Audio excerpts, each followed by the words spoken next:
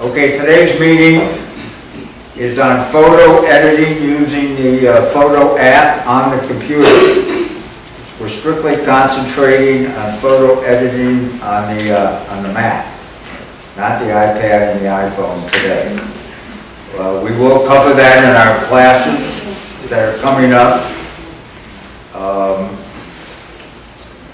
And Conrad is an expert in this area, and he brings, he's a new member of the board of directors of our group, and he's in charge of recruitment for the Naples Mac user group, and we're very thrilled to have him doing this meeting today. Thank you, Conrad. It's all yours.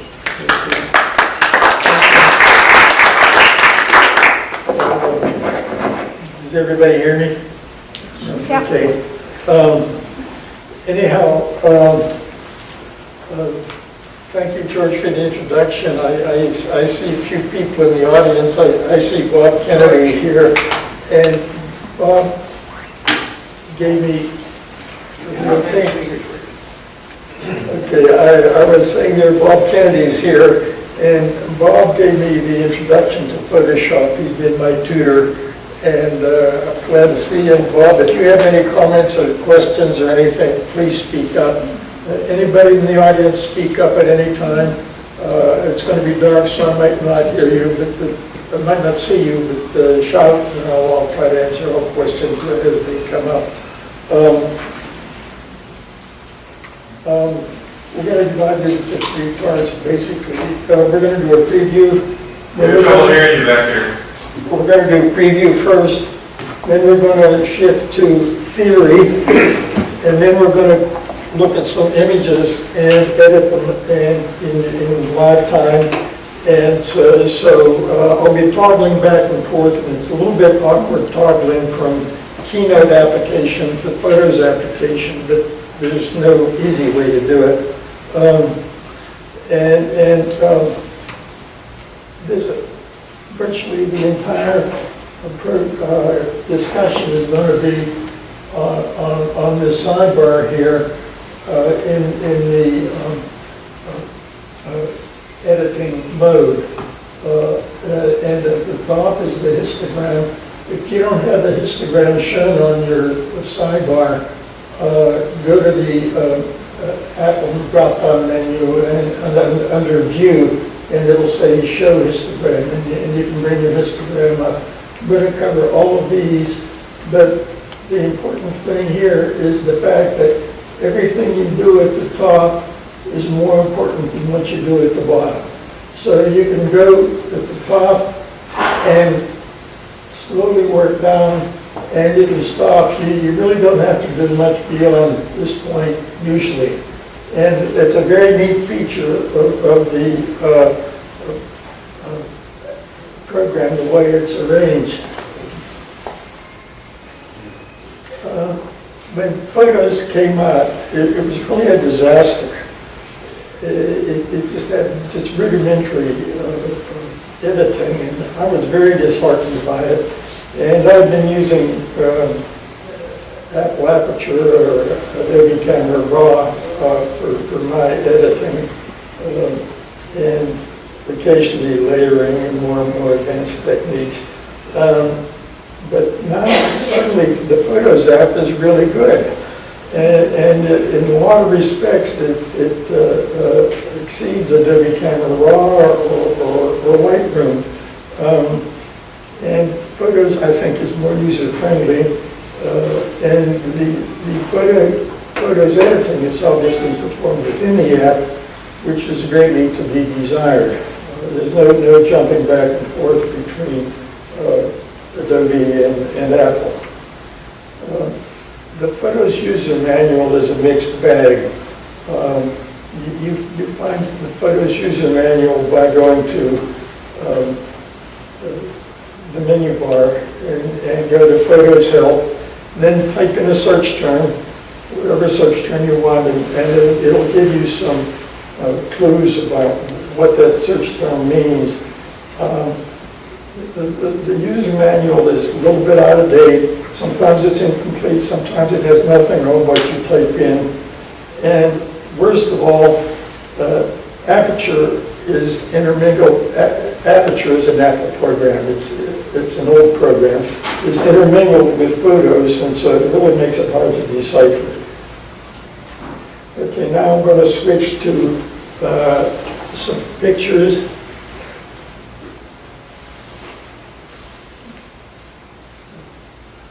And still there? Yeah. Here's one of my favorite granddaughters, and this picture is overexposed. So what do we do about it here? You can see here are 5 images, and you just started at the top, and the histogram. We'll go into the histogram in more detail, but the histogram shows all your data to the right and very little to the left. And it's obvious that this is overexposed. You just don't see anything. So what I'm going to do is pick one of these images here now.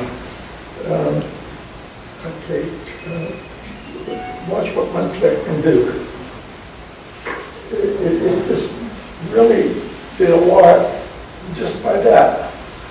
And most of this is arranged so that if you're in an editing mood, you can just go lickety-split through all the editing just with a few clicks on each one. You don't have to use the fine points. You can just use the ones at the top. And we can slide back and forth. Really, I want to pick something like that. And here under options, it tells all the variables that it has adjusted. The brilliance is a variable unto its own. There's all sorts of variables describing how data are manipulated. And brilliance seems to adjust the endpoints of the histogram and the midpoints. It adjusts an awful lot.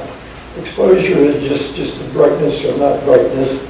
Highlights are the clouds, the sky, the sun, the bright things. And what you want to do with making highlights more accentuated or less. Shadows, of course, is you want to bring up the detail in the shadows so you can adjust it there. Brightness is the intensity of the midtones. It tends to ignore the ends of this histogram and just concentrate on the midtones. The contrast is how rapidly things change with the changing input. Black point is the point at which, below which all is black and everything above it is colored. How do you get to that histogram? Go to photos here. Under view, and it says hide histogram. Okay, I just hit histogram, and I can do show histogram. How does the right side come up automatically whenever you click on the photo? No. Well, that right side you have to be in edit mode. So let me get done here. This is what you will get when you bring up a picture. Okay, then you go to edit to get the right side. Then to get the edit mode, you click on this, and then it brings up this sidebar. And then there are 3 functions here, which we can go back and forth to adjust filters and crop.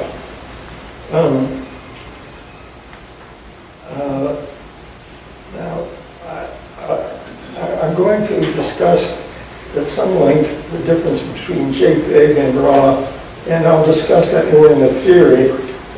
But I wanted to, JPEG is an image format that a lot of cameras use, millions of cameras use JPEG. RAW is the imaging format taken from the digital camera and not processed in any real way. And so so the raw image has a lot more data than the JPEG image. But let's go on here. Here this is just like the previous image, except that this one is JPEG instead of raw. And if I do the same thing, I can't quite get that snow texture that I had before. Okay, now let me go out of that for a moment here. Conrad, when you talk towards the extreme, it's very hard to hear. You talk towards us. Okay, I'm sorry. Okay, here was the image with the raw image processed. Here's the JPEG image processed. You just can't retrieve information because the JPEG often doesn't contain as much information as you need. Here is a common situation. We're going to edit mode again. And this film is kind of underexposed. And all of the histogram values are on the dark side here. But what we can do is, with one click, we can bring it up to a more acceptable level. And we can go higher than that if we want. So one click can solve the problem. Can I ask a question? Yeah. Is there a target or goal of how you want the histogram to look once it's processed? Yeah, there is. In general, you want the histogram with values clumped toward the center. I'll explain that more when we get to the theory. But the histogram shows all values from black to very bright. And in between here is the number of pixels that have that particular intensity. So now you see a spike here. This spike means that there is further data in the shadows that maybe perhaps can't be displayed, depending whether it's JPEG or RAW or too much overexposed. Sometimes you'll see a spike at the other end where there is too much high exposure data. So generally you want all your reds, greens, and blues to be concentrated towards midline. But there are a lot of exceptions to that, but that's the general rule. Now, here was a study taken, here's an image taken 9 years ago. This was it had to be a JPEG because there wasn't much RAW at the time. And you can see three peaks in the histogram, blues, greens, and reds, and lots of stuff in the dark end down here. So we can do the same thing all over again. And we can do that. It helps. It still has a blue cast. So how do we get that? And this was taken in New York. New York is a blue state. But we can improve on that. And one way of improving on it is we can go to white balance. And so many pictures that we take are compromised in terms of color balance. They're either too red or too blue or too green or whatever. And this is a quick and easy way of doing it. And we have several choices underneath the color balance. We can do neutral grays, which we'll go into in more detail. I'm going to show that in a moment. We can base color balance on skin tones. We can base color balance on temperature. But right now, let's concentrate on neutral gray. Now it has given me an eyedropper. And what this eyedropper does, it doesn't squirt anything onto the picture.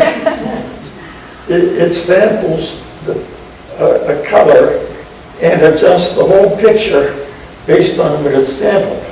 Well, we know that snow is white. So let's see what happens when we pick a point, any point that looks white. And now like that. Now, here is the picture before, here it is after editing. And it's pretty simple to do. Now, red eye can be a problem. I haven't seen red eye in a long time because I'm using a flash that's separated from the camera a little bit. But a lot of cameras will produce red eye that can be a bother. There are a couple of ways of getting rid of red eye. First, let's magnify now a little bit because I just, oh, I'm sorry, I didn't mean to do that. Let me hit Command Z and that'll undo that. It should,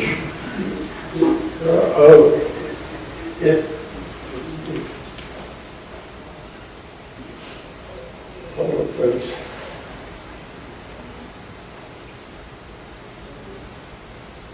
Okay, we're back.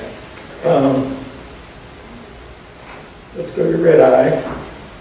And by the way, I didn't mention these.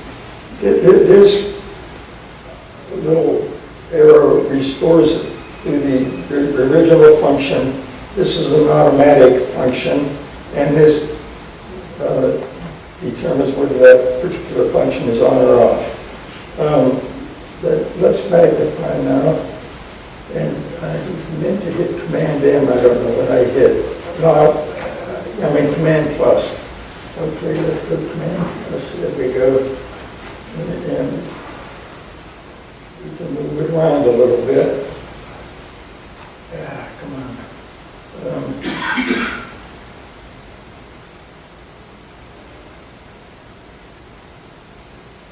All right.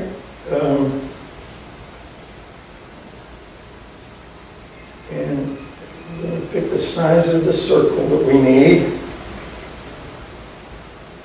And here's the circle. I don't know if you can see it well. I can barely see it on my screen. I can see it. Well, yeah, here we are. The circle's a little bit large right now, but it doesn't matter. We eliminated that one. We'll go over here, and we'll eliminate that one. And it retains a little sparkle in the eye, which is kind of neat.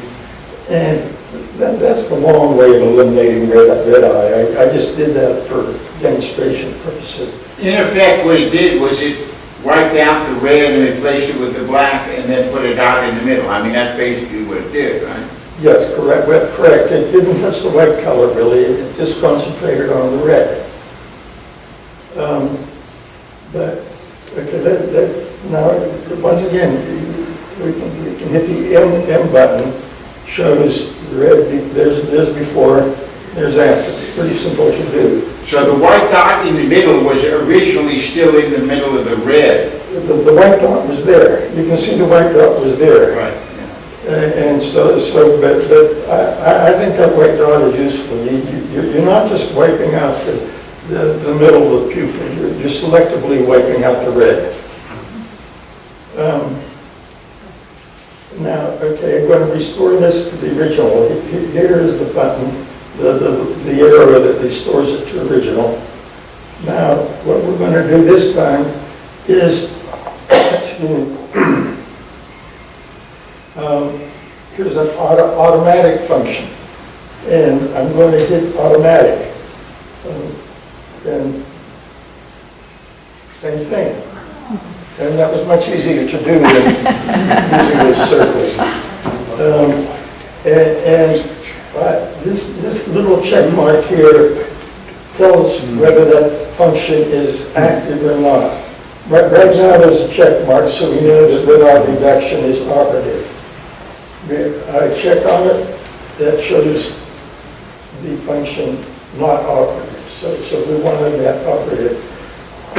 Now, the next thing is that I picked a child with a lot of red eye. Now, this one is going to be subtle, more subtle. You can see just a little bit of red eye. Not much, but a little bit.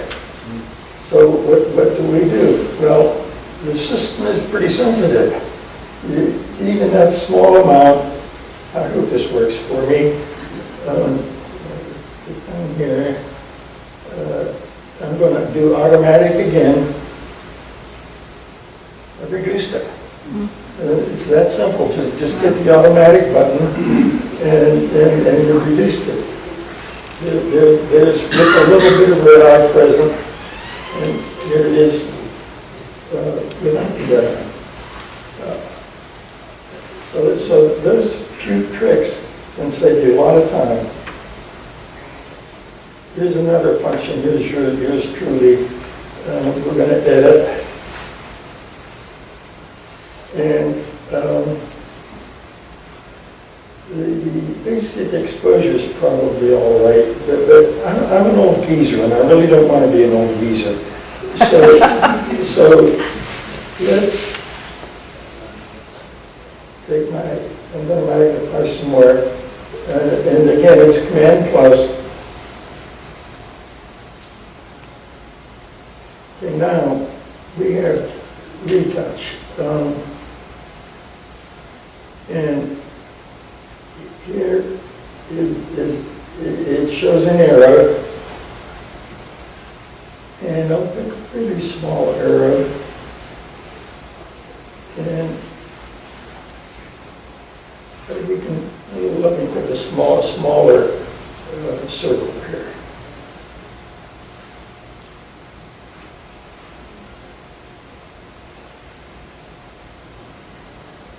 Maybe that little wrinkle.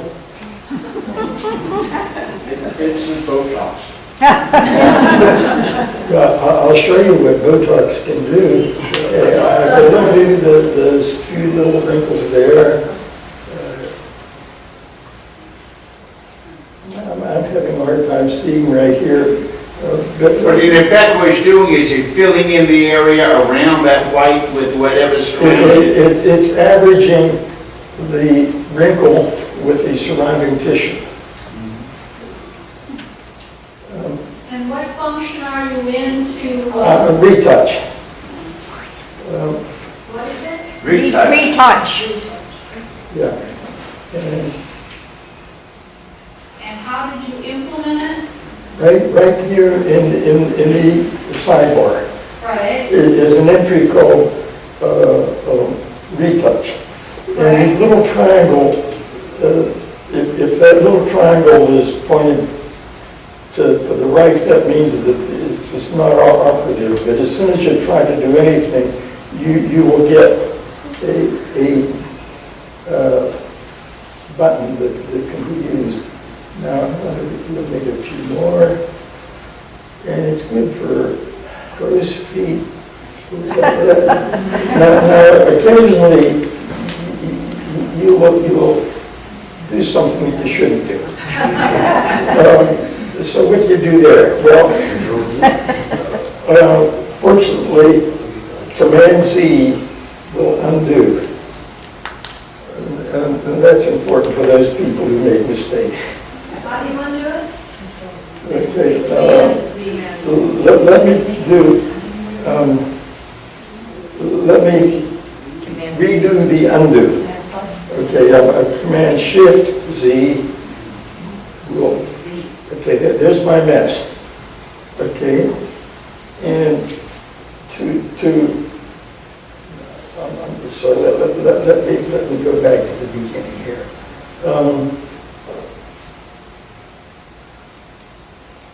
There it is with no retouch.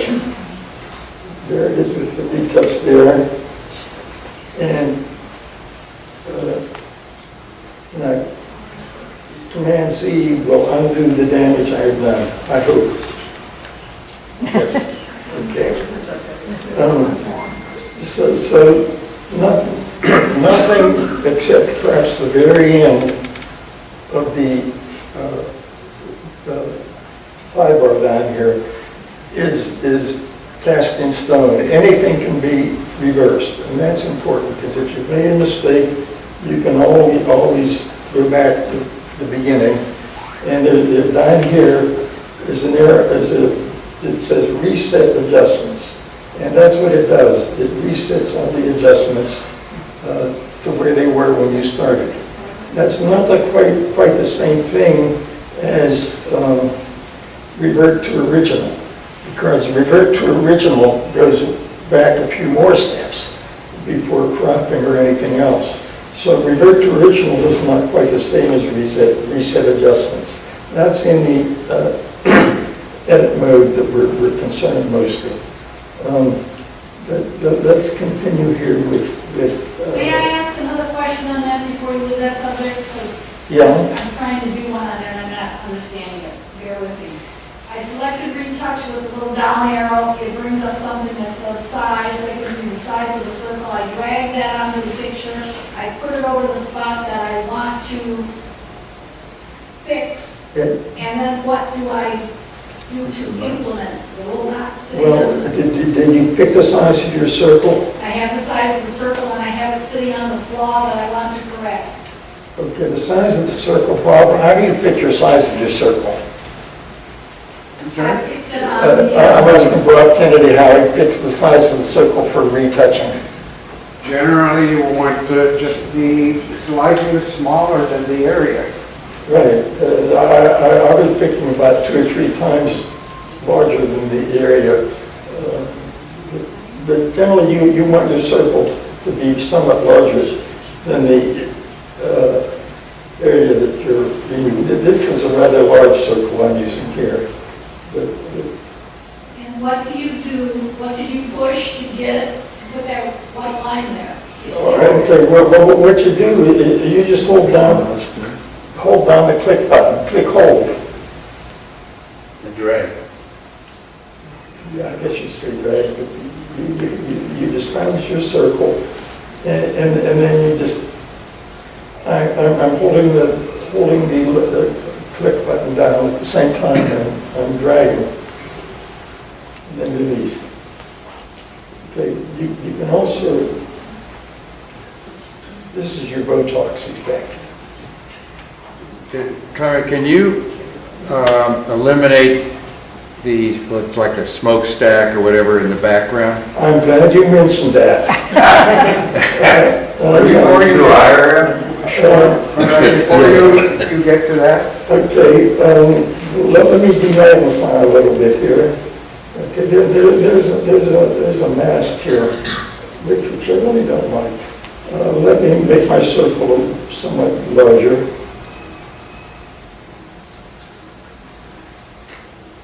And maybe even a little bit larger still. I want to average it with a fair amount of surrounding blue sky. Let me give that just a second.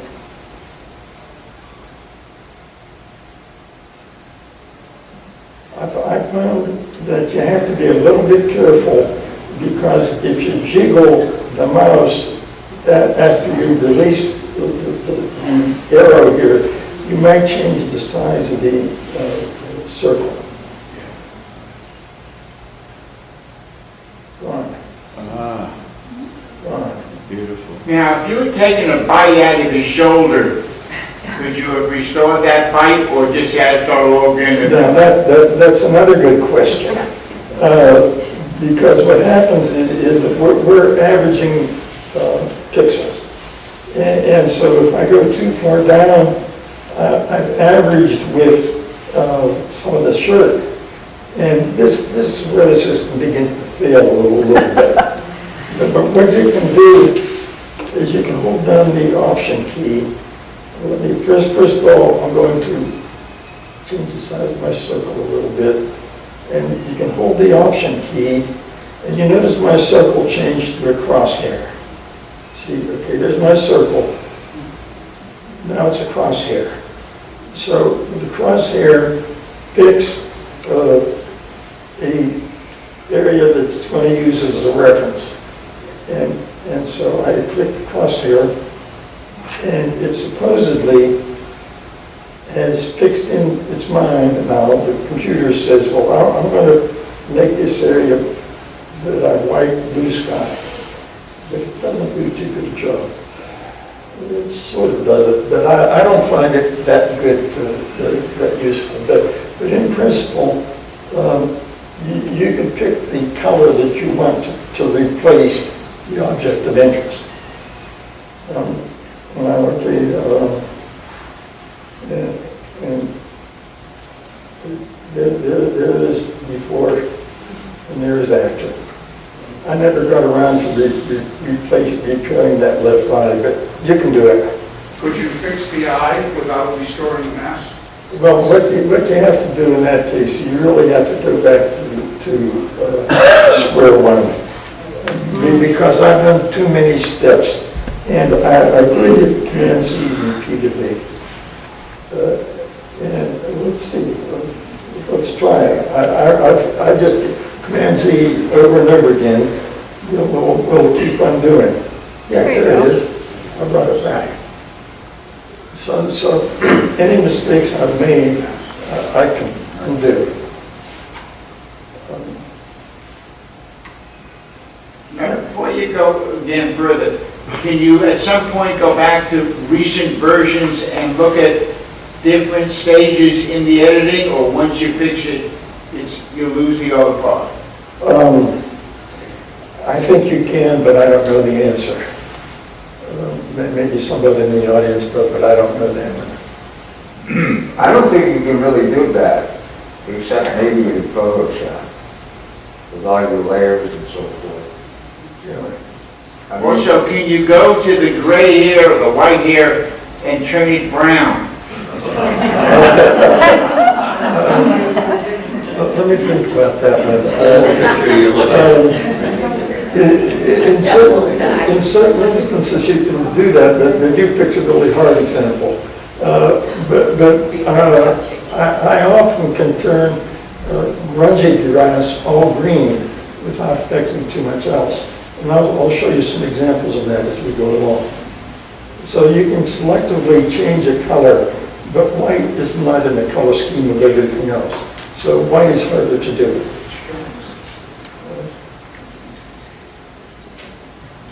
Now, this was in the Galapagos Island. This is the flightless cormorant. These cormorants, usually the old-fashioned cormorant used to fly over the water and dive down and catch a fish. Well, in the Galapagos Islands, there were so many fish that the cormorants didn't have to fly, and they just wandered into the water and grabbed a fish, and so the need to fly was gone, and their wings atrophied. They have rudimentary wings that can't do any good. So now, what do we do with this again here? Well, and so the wings are the matter of interest. The other stuff isn't quite so important. Well, I've tried various things to do in this technique, and I just using the 5 exposures.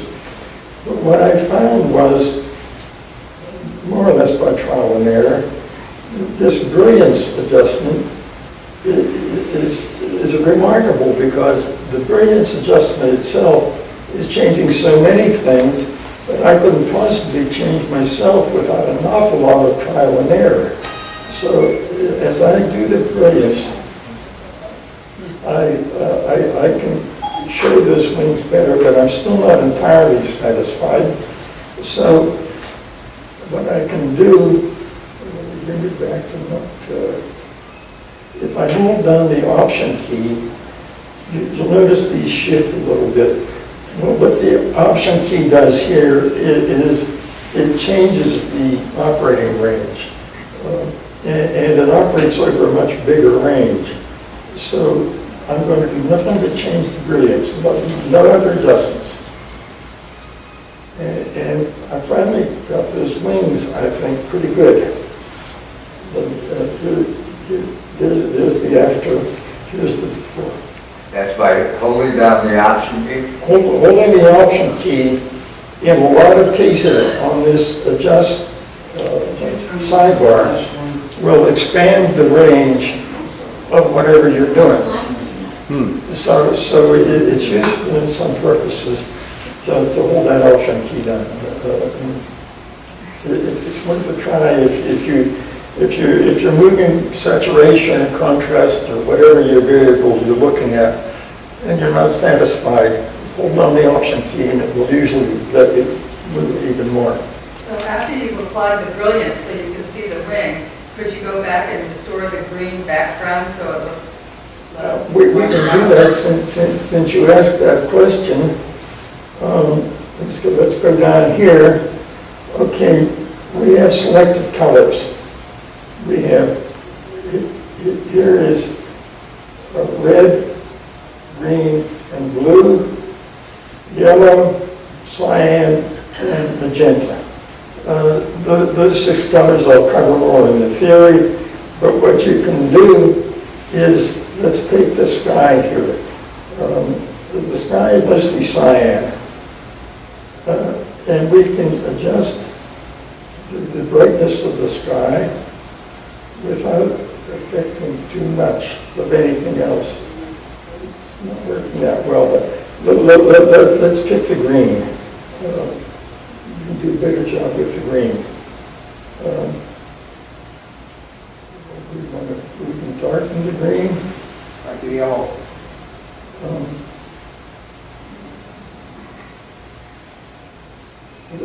The complement of green is The vegetations generally that look green to us respond in Photoshop and probably here as well, much better to yellow than green.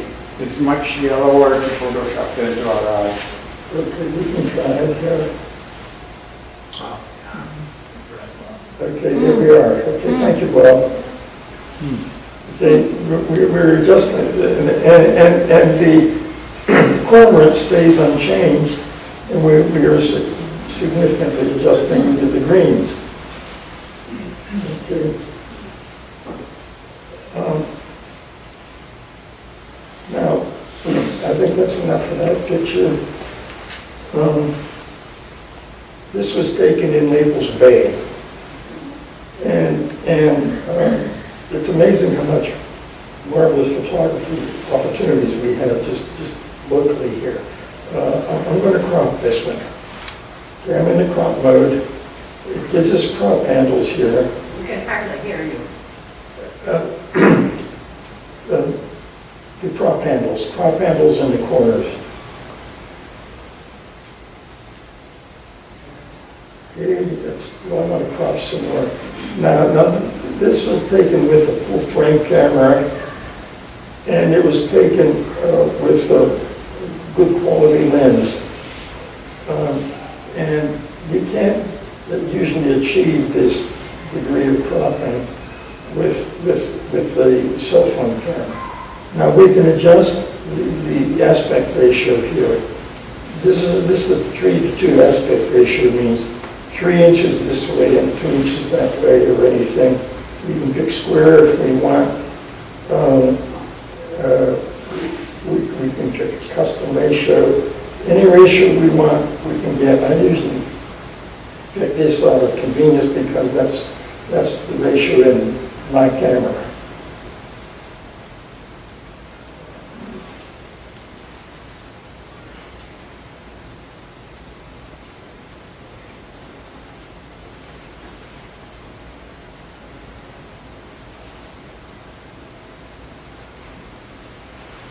Okay, now let's go back here.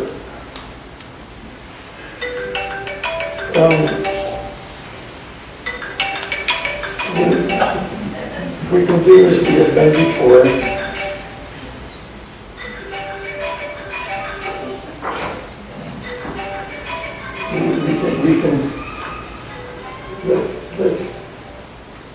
Let me crop a little bit more. I want to crop some more still.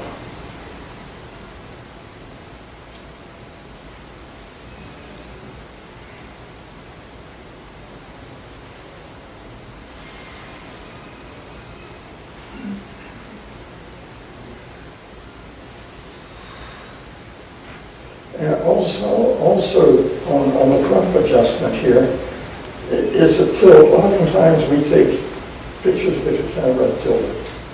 And we can adjust the tilt to get what we want, and then that's useful. The tilting will remove some of the picture, because anything outside this front there is removed. Okay, back to adjust. And one of the things I do for color balance is, I don't know what time of day this was taken, but I'm going to white balance again. I'm going to go to temperature again, and I'm going to make that sky bluer. There it is before, there it is after.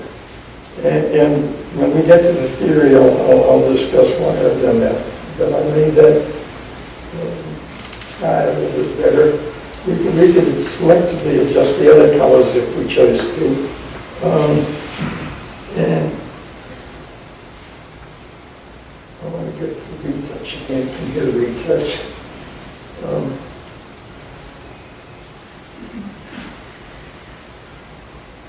Here we are.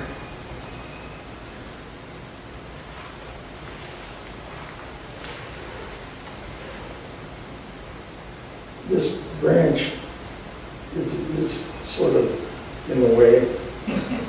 So I removed that branch. There's before, there's after. Okay.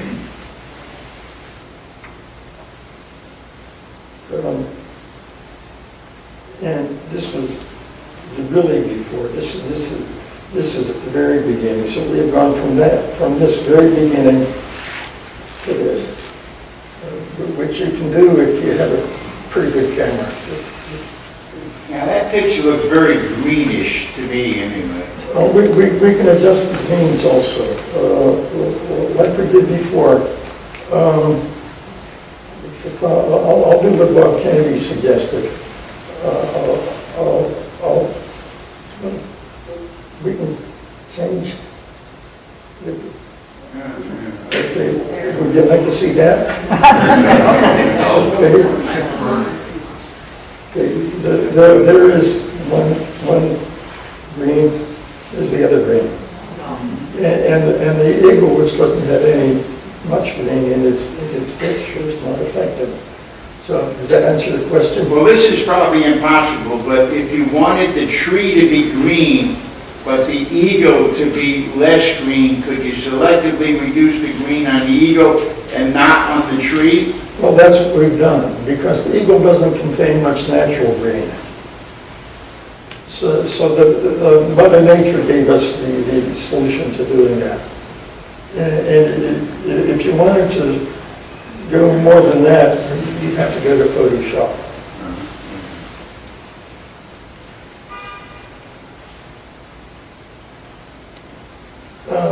This is the same eagle here in Naples Bay.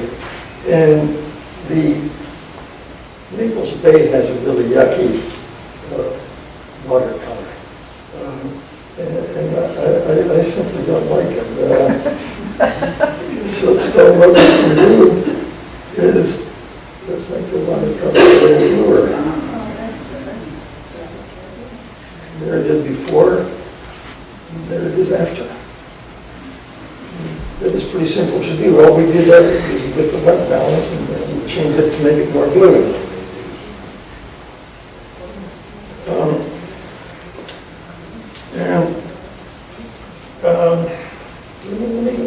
Let me digress again here. Let me go to a little bit more theory now. And I'm going to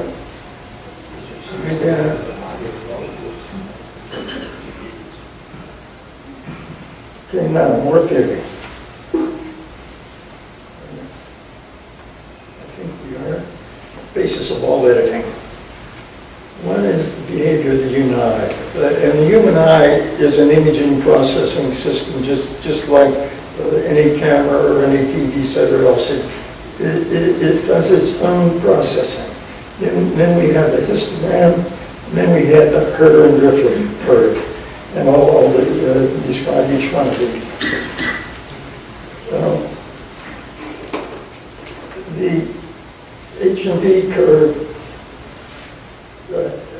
I'm sorry, the eye. The eye has sensors for red, green, and blue, distinct pigments that respond specifically to those colors.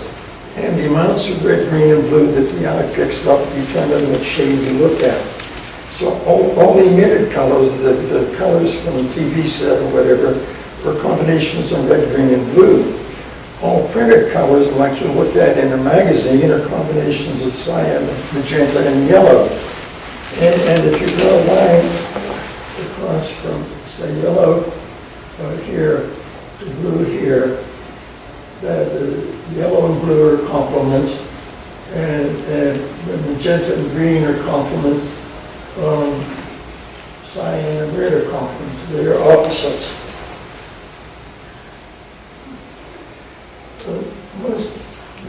The yellow, the saturated yellow is what I picked for most of the text in this discussion, and blue is the background. That gives the most contrast between text and background that we want to look at on the display. Then it becomes more and more white towards the center and less saturated towards the center. Now, the histogram. I picked this particular histogram because it shows the reds, greens, and the blues are all concentrated over here. Well, the blues shouldn't be over by themselves, and the reds shouldn't be over by themselves either. So there's something wrong with that histogram. And as we go on, we'll find out what the trouble is. Now, the H&D curve was developed in 1870. Oh, by the way, let me go back one thing more. This color wheel was first described in 1660 by Sir Isaac Newton. And he realized that he was experimenting with prisms, and he realized that all the colors we see are displayed by this prism. There is one exception, which is the fact that magenta down here is a combination of far red and far blue. That does not exist in nature. If you look at a rainbow, you will never see magenta because it's not a natural color. It's a color that the eye perceives. Okay. Now, the H&D curve was devised in 1876. It's composed of three parts. The heel down here, the shoulder up there, and the straight part in the middle, which is really the part of interest. And here is input. On this axis, the greater the input is shown here. The output, which is what you see, is on the y-axis. And the H&D curve, 140 years ago, is still used today to describe all imaging systems, whether it be a camera or a TV set or whatever. It has a characteristic curve that will fit something like that. Kodak. Bob, you might know more history about this too, but the slope of the H&D curve is important. And Kodachrome used to be the tail that wagged the dog. Everything was Kodak. And Kodak determined the slope of that curve should be 2.2. Apple decided it should be 1.8. Apple lost that battle. And so the slope of that curve, this slope here, is 2.2, which means that for every increment of input, the output is 2.2 times greater. And that's the standard that we use in all imaging. Now we come to bits and f-stops. practical purposes, a bit is the same as an f-stop. An f-stop changes the exposure by a factor of 2. A bit does essentially the same thing. And now JPEG versus RAW. JPEG, somewhere along the line, was fixed at 8 bits. And 8 bits is 2 times 2 times 2 times 2 times 2 for 8 times. And that will give you 255 red, blue, or green intensities plus black. RAW is what the camera sees. And then the camera processes the raw image to give you a JPEG image. And in some cameras, the JPEG image is embedded within the RAW, but you're only looking at the JPEG. And in a further bit of irony, when you look at a raw image, it's been converted for your convenience to a JPEG image, but there is raw data feeding into that JPEG that you're looking at. But a raw image has far more range of intensities, and you can do far more with it. The eye has a dynamic range of 6 to 7 f-stops. Now, the total range of the eye with all the dynamics of adaptation is 20 f-stops. The eye is just a marvelous imaging tool. And the JPEG sometimes covers everything that you want to see, but sometimes it doesn't. A lot of times it doesn't. And that's why I have that strong preference for raw imaging. You can get stepping. And you see what looks like apparently vertical lines in this image of a spectrum. Those vertical lines don't exist. They were created by the human eye because the eye perceived a subtle change in contrast, and the eye wanted to accentuate that, so it made it even more contrast. When you go to 10 bits, that's sufficient to eliminate that stepping, and it's a much better spectrum. Now when CT, computer tomography and radiography came along in 1972, there were stepping problems because the images were 8 bits, and when the CT scan switched to 10 bits images, they reduced the stepping problem. It made it much easier to read a CT scan. I just throw that in parenthetically. If the JPEG is over or underexposed by more than one f-stop, it might not fit into the allotted 8 bits of depth. So any information you have is simply lost. So that's why I choose to do RAW almost exclusively. If I'm shooting just casual backyard pictures, I sometimes just use JPEGs. But if I'm doing any serious imaging, I use RAW. RAW images can retrieve usually 2 f-stops at either end. And you look for that spike at the end of the histogram, which I've shown you. And if you see those spikes, you know that there is imaging beyond that.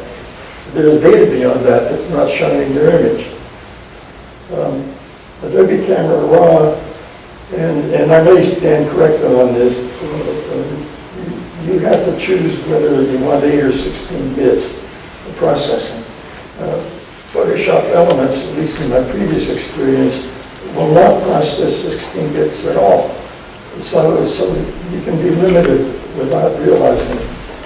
So you make that raw image decision on your camera when you take the picture to begin with? Yes. And on the iPhone, what... No, that's where you lose on the iPhone. The iPhone only takes JPEGs. The iPhone only takes JPEGs. And you can do reasonably well with JPEGs, but you have to be careful. I surprisingly take very few iPhone pictures because in my mind I say, hey, I might be limited in what I can do. And yet I see people taking wonderful pictures with iPhones, and I can't get around that fact. here are the keystrokes we've looked at before. M shows, just pushing down M and holding it, it displays the before and after pictures. Command Z, this is the undo command, and Shift Command Z is the redo.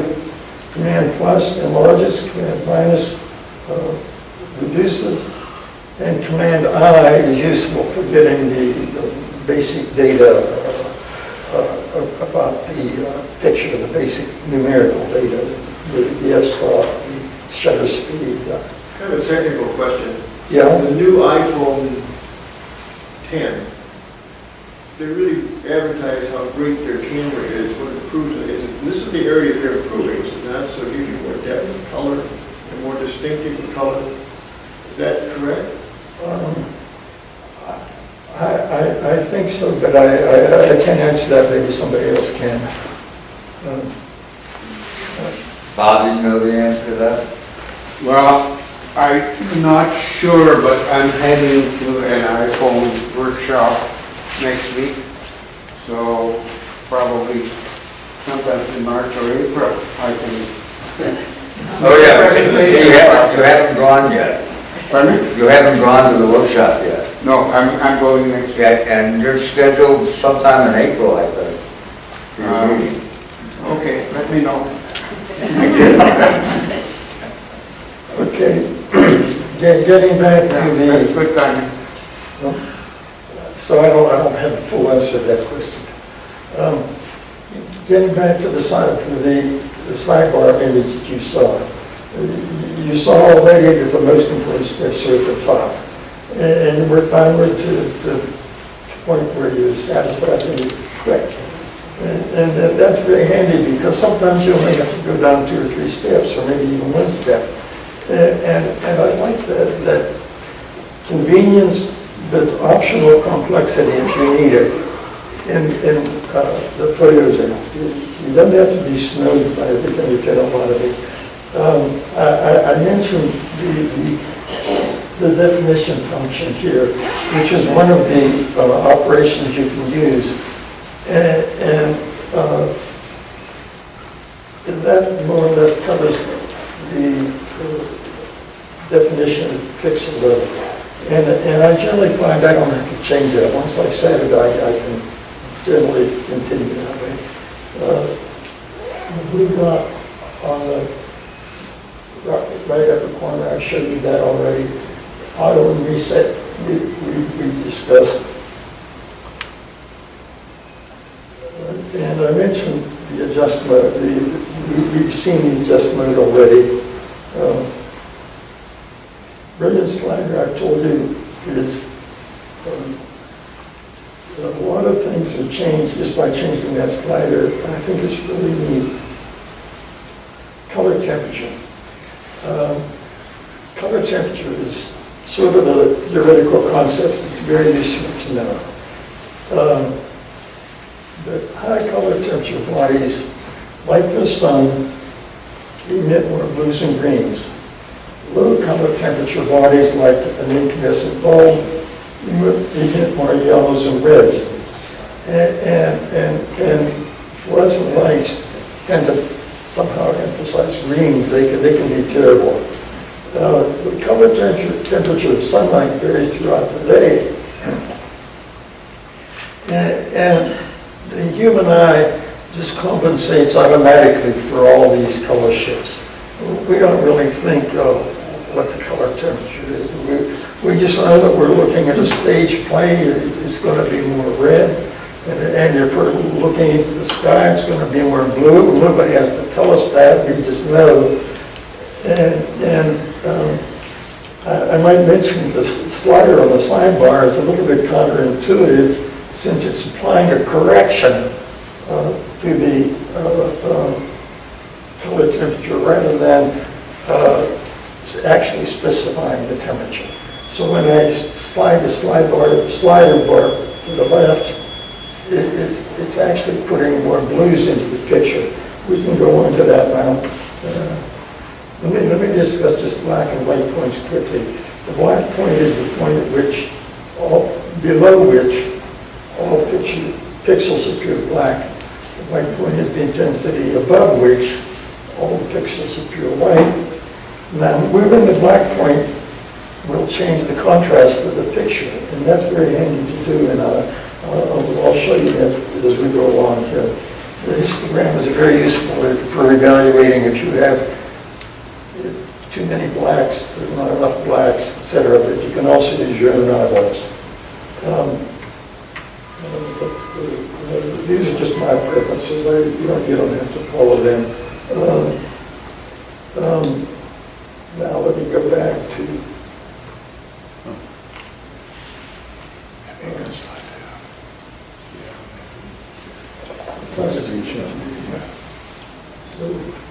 It's late. I'm going to have to quickly here.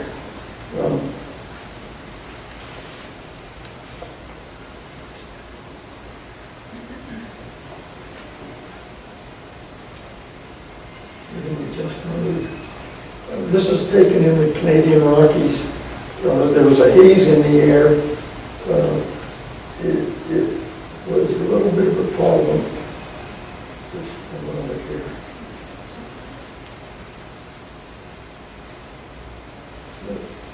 And we wanted to solve it. We did that. One click. Much nicer. These are filters that are built in that somebody else thought were great solutions, right? Well, it turns out there was a big forest fire. We could actually smell the smoke. So we eliminated a lot of the haze by just one click. But let me show you something else we can do here. Let's go back to the original again. We can do reset adjustments. And now we can go down. Here is the histogram. And you can see that all the values are clustered to the right. There's a really large area. And just by making one adjustment in the black point, and I'll do it with the curves menu, which you don't have to use, but it's handy occasionally. And that's the only variable I have done. I've just changed the black point, nothing else. And so I'm from that to that, just by adjusting the black point. Let me just see if I can go here. Here's some shadows, some flowers taken at the Naples Botanical Garden. And the flowers are properly exposed, but the background is just a little bit anemic. You don't want too much background, but you want some background. I'm going to hold down the Option key so that I can extend the range, and I'm going to just give a little bit of background. And I think it takes some of the starkness away from the pictures and makes it more attractive. But that's a value judgment.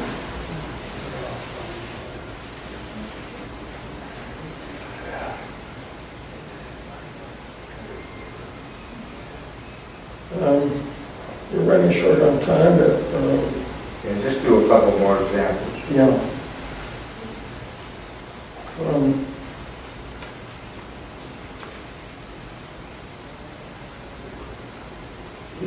Here, again, we're going to go to edit mode.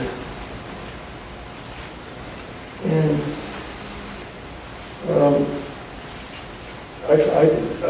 I can sample the color temperature. I know that this is almost white, this light border here, and I know it's too blue because too red because I've seen the red here and the blue here on the histogram. I can sample her cheek and just change the color. That's not quite perfect, but you see the idea. I just sampled her cheek. Oh, I know what the problem was. I didn't do skin tone. Okay.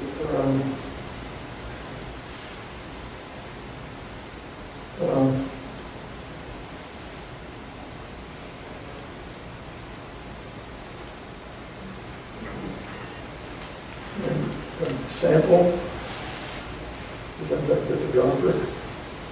It's just a little more natural. Okay. I'm going to, the definition mode, this will be my last picture. Here is, this is taking a corkscrew sanctuary. This is an ending of a bird. I'm going to magnify a little bit.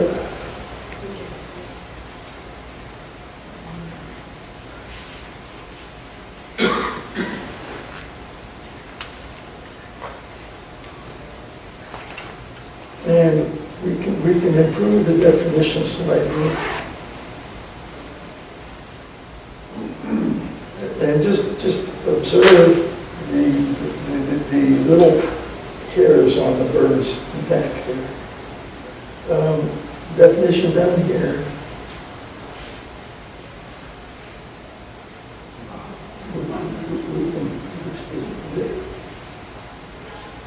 You see the definition improving it. I find about 50% improves the picture adequately. I can also change the background a little bit because here I can make it darker or less dark. I could sample the green point here just a minute. And I can change the luminance of the green, make it more or less, see I've changed the background, but the bird is not changing. Did you do that? I did it in this case by using selective color. Okay, now I'm at the bottom of my file here, pretty much. So you don't have to do this, but that's just what I do is a trick, if you will. Typically, how much time do you spend on each picture? Well, that's the whole point. The point is, you can go up here and do an awful lot, just by a couple of clicks. You can literally do 30 seconds a picture easily, and do hundreds of pictures in a day if you want, if you have thousands of photos to edit. Just by doing a few quick clicks at the top of your adjust bar. You don't have to go down where I am. Those are just drills. 80 to 90% of what you do can be done at the top of the bar up here in 1 or 2 clicks. All the other stuff that I've shown you is icing on the cake. Does this version of Photos work in all operating systems or only Mojave? I'm pretty sure it's only Mojave. Is it possible that you could take the text slides and put them online, separate from the photograph or the video you're doing here? So you just read the text slides? You mean? I don't want to have to watch the whole video to get your slides. Your text slides. Your presentation slides. Yeah, the slides that you have text on. Can you just put those separately up? The keynote. Yeah, keynote, yeah. I think rather than all of the more information on that.